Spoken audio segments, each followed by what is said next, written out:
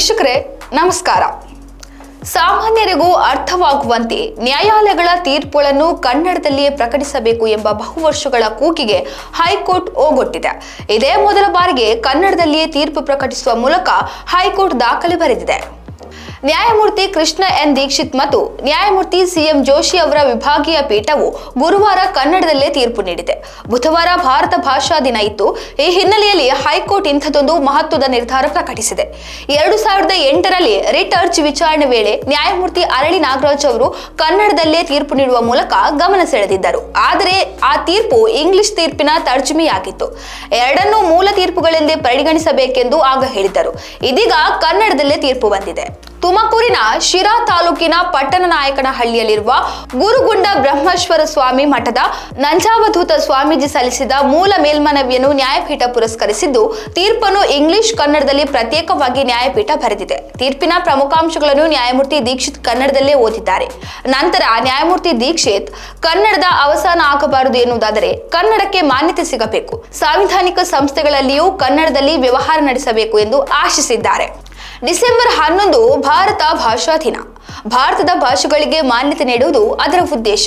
ಅದರ ಮರುದಿನ ಕನ್ನಡದಲ್ಲಿ ಆದೇಶ ಮಾಡುತ್ತಿದ್ದೇವೆ. ಮಾಜಿ ಮುಖ್ಯಮಂತ್ರಿ ಎಸ್.ಎಂ. ಕೃಷ್ಣ ನಿಧನರಾದ ಹಿನ್ನೆಲೆಯಲ್ಲಿ ಹೈಕೋರ್ಟ್ಗೆ ರಜೆ ಇತ್ತು. ಇಂಗ್ಲಿಷ್ ಕನ್ನಡದಲ್ಲಿ ಪ್ರತ್ಯೇಕವಾಗಿ ನಾವೇ 2 ಆದೇಶ ಬರೆದಿದ್ದೇವೆ. ಇದು ತರ್ಜುಮೆಯಲ್ಲ. ಕವಿ ರವೀಂದ್ರನಾಥ್ ಟ್ಯಾಗೋರ್ ಹೇಗೆ ಬಂಗಾಳಿ ಇಂಗ್ಲಿಷ್ನಲ್ಲಿ ಪದ್ಯ ಬರೆಯುತ್ತಿದ್ದರೋ ಹಾಗೆ ಎಂದು ನ್ಯಾಯಮೂರ್ತಿ ದೀಕ್ಷಿತ್ ವಿವರಿಸಿದ್ದಾರೆ.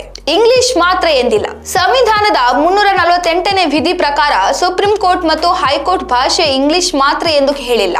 348ನೇ 1ನೇ ವಿಧಿಯಡಿ ಸರ್ಕಾರವು ರಾಷ್ಟ್ರಪತಿಗಳಿಂದ ಅನುಮತಿ ಪಡೆದು ರಾಜ್ಯಪಾಲರ ಮೂಲಕ ಕಾನೂನು ಮಾಡಬಹುದು ಎಂದು ಹೇಳಿದೆ.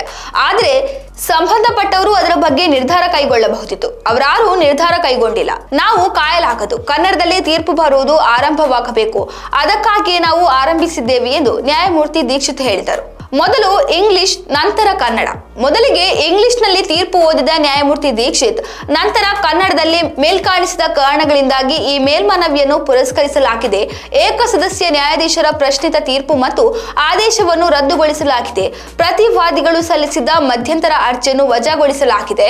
ತತ್ಪರಿಣಾಮ ಟಿಒಎಸ್ ಸಂಖ್ಯೆ 1/2023ರಲ್ಲಿ ಮೇಲ್ಮನವಿದಾರರ ದಾವೆಯನ್ನು ಪುನರ್ಜೀವನಗೊಳಿಸಲಾಗಿದೆ. ಅದನ್ನು ಕಾನೂನು ರೀತಿಯ ವಿಚಾರಣೆ ಮತ್ತು ವಿಲೇವಾರಿ ಮಾಡಬೇಕಾಗುತ್ತದೆ.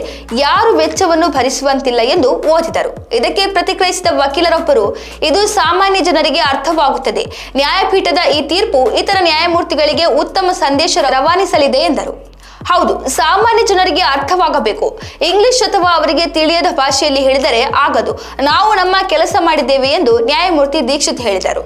ಕಾನೂನು ನಿಯಮಾವಳಿಗಳು ಭಾರತೀಯ ಭಾಷೆಯಲ್ಲಿ ಇದ್ದರೆ ಎಲ್ಲರಿಗೂ ಅರ್ಥವಾಗುತ್ತದೆ.